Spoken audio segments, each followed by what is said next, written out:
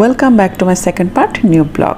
আসো তাহলে second part ব্লগটি শুরু করা যাক। এরপর গেমসটা খেললাম, যতদূর আশা করেছিলাম যে হয়তো পারবো, বাট দোনো গেমসের একটা আমি পারলাম না ওদের কেরামতের কারণে। এবং এরপর আর কি নিরাশ হয়ে রিটার্ন টেবিলে চলে গেলাম। ওখানে কিছুক্ষণ যেয়ে বসলাম আর আমার এই গল্পের কথা তাদেরকে শোনালাম যে দুটো গেমস খেললাম, একটাও পারলাম না। তারপর কিছুক্ষণ মন খারাপ করে বসেছিলাম। তারপর হঠাৎ মনে হলো যে কোল্ড ড্রিঙ্কস তো অর্ডার করা হয়নি। এরপর মা ছেলে মিলে চলে আসলাম কোল্ড ড্রিঙ্কস অর্ডার দিতে। আর কোল্ড ড্রিঙ্কস তো আলাদা করে অর্ডার করতে হবে, কারণ এখানে দেখা যাচ্ছে জুস আইটেম, আইসক্রিম আইটেম আর কোল্ড ড্রিঙ্কসের আইটেম, কফি আইটেম সবকিছু ইন্ডিভিজুয়াল। তার মানে আমাদের কোল্ড ড্রিঙ্কসটা আলাদা করে অর্ডার করে নিতে হবে। তার তো কোল্ড ড্রিঙ্কস তো অর্ডার দিয়েছি, তো কোল্ড ড্রিঙ্কস আমাদের রেডি। এখন কোল্ড ড্রিঙ্কস নিয়ে আমরা টেবিলে যাচ্ছি। তো টেবিলে যেতেই আমাদের ডিভাইসটা বিপিং সাউন্ড করা শুরু করেছে, তার মানে আমাদের খাবার রেডি। তো মা ছেলে মিলে আবার আমরা যাচ্ছি খাবার স্টলে, যেখানে কিনা আমাদের খাবার রেডি হয়ে গিয়েছে। তো প্রথমে ভুবন আর আদিলের খাবারটা রেডি হয়েছে, দেখতে খুবই ইয়াম্মি ছিল। আর ওদের ডেকোরেশনটাও খুব সুন্দর ছিল। জানি না আমাদের ডেকোরেশন কেমন হবে।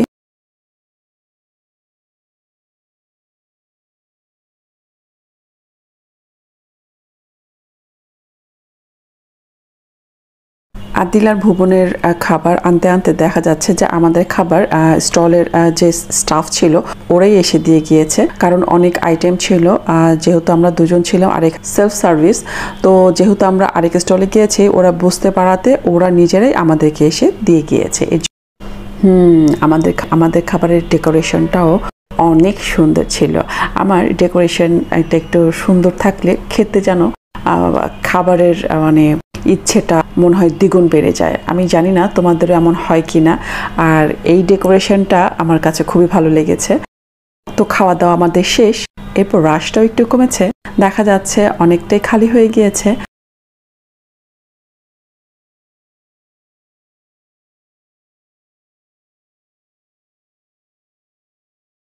আর খাবারের কথা তোমাদের যে বললাম যে আলাদা আলাদা কর্নার সাইডে, যেমন এটা হচ্ছে জুস ল্যাব, হচ্ছে যে ভিলেজ, তারপরে মেক্সিকানা, ফুডিলজি থেকে তো অর্ডার করাই হয়েছিল, কয়োটো, ক্যাফে টোস্ট বার্গ, এটা থেকে আমরা খেয়েছি, আর ক্র্যাপি ওয়াফেল। তো এই তো অনেক খাবারের আইটেম আছে এখানে। অনেক স্টল আছে, না হলো 20টার উপরে আছে। সব ফুটেজ নেওয়া হয়নি। তারপর বাচ্চাদের জন্য ওয়াফেল অর্ডার করা হয়েছে, তো ওরা ভুবন আর আদিল ওয়াফেল খাচ্ছে, আর আমি, আম্মু আর রামিশা আমরা তিনজন মিলে আইসক্রিম খেয়েছি।